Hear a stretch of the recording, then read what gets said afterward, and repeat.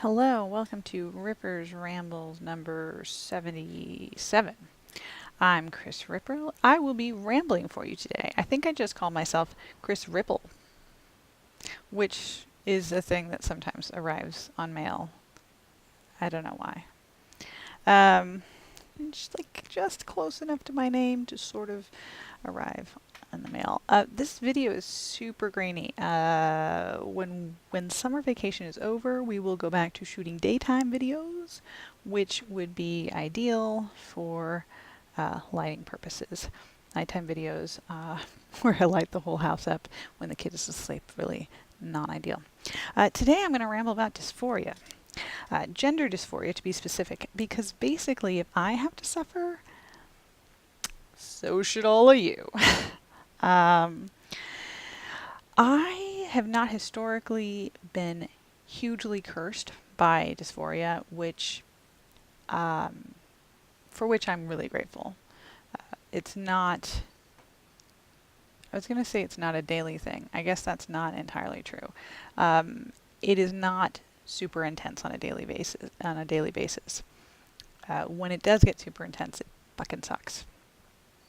I was thinking earlier today about the difference between physical gender dysphoria and just sort of having parts of my body that I don't particularly like or that I'm critical of, because I think that at least a while ago, one of the main messages sent to people who were experiencing dysphoria was kind of like, you should try to accept your body, you should love your body for what it is, you have this body, this is your body, blah, blah, blah.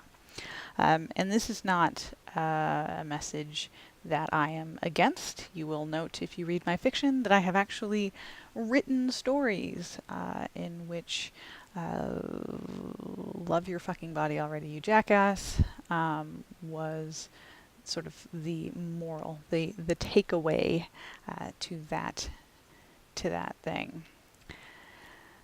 But dysphoria is something a little bit different. I'm going to try to explain, probably doing a very bad job, possibly even doing a super problematic job, because really, until I got pregnant, I tried to not think about the dysphoria I felt at all.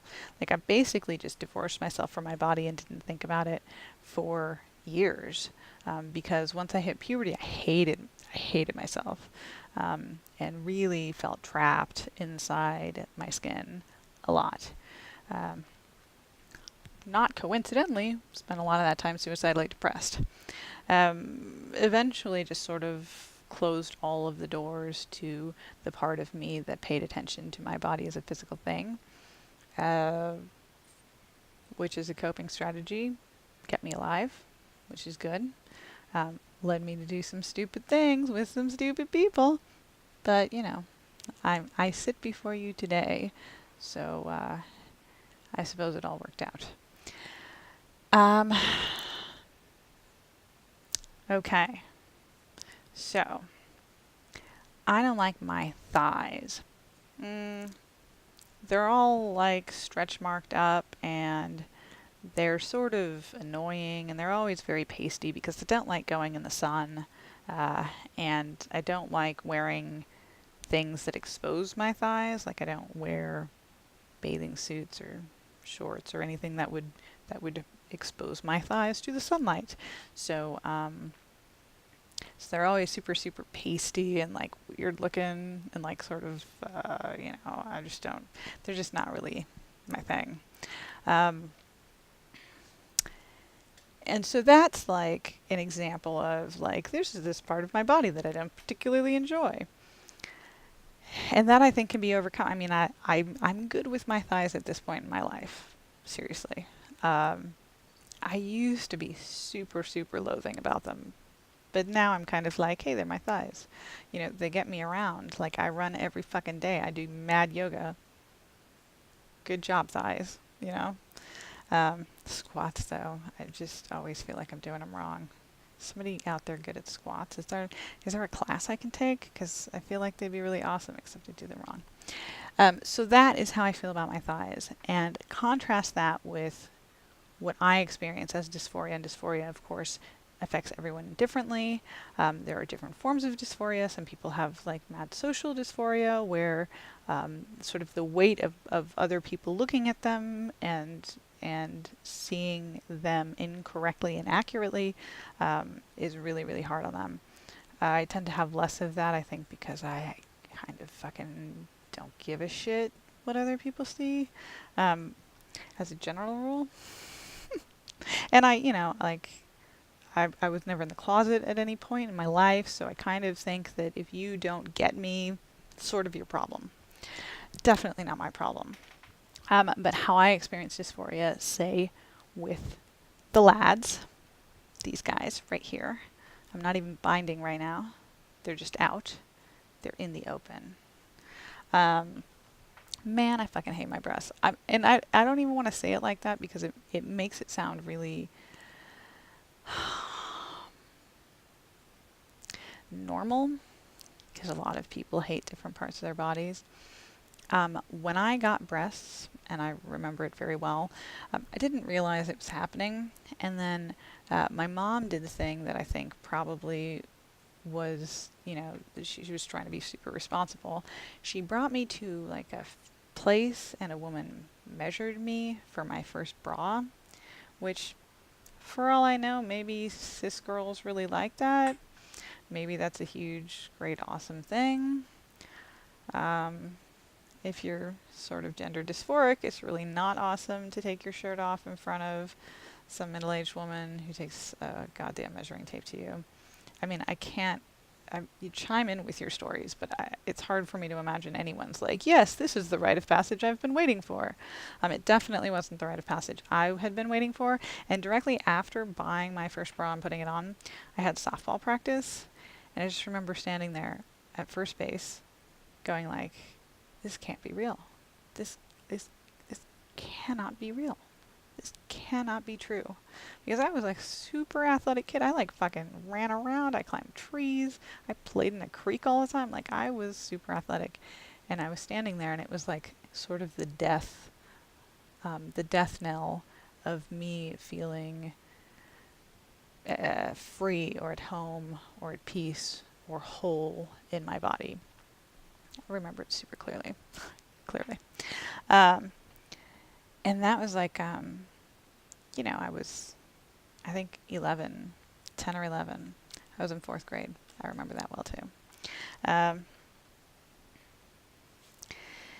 And so for years, I spent a lot of time practicing not feeling my body at all, not experiencing things through it, letting my brain run the show, and just sort of powering my body to the minimum level it needed to survive. Like, really not, really minimum level it needed to survive. It was just kind of my thing. the cat, oh, sorry, the cat is in the background right there, hanging out on top of a cabinet. And then what would happen is these cycles of I would, start running again, or I would start eating things that were decent for me again, and I'd start feeling better.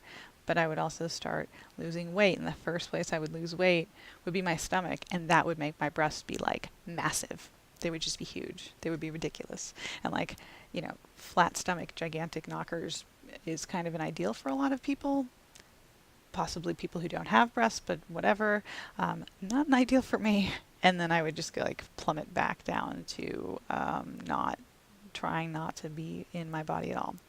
So that for me is how I just experience dysphoria and how it's different. Dysphoria to me is like this brain should not be in a body with breasts on it. Like, the breasts showed up and fucking everything went to hell, and I've never recovered. As opposed to like, my thighs are really pasty and have stretch marks and are annoying to me. And like, sometimes it really is worse than that. But it's a totally different universe from, I don't even want to get out of bed because I have these things and they're attached to me, and I don't want them, and I never wanted them, and I didn't consent to them, and I can't get rid of them. And I've had them for 25 years. Oh, shoot me.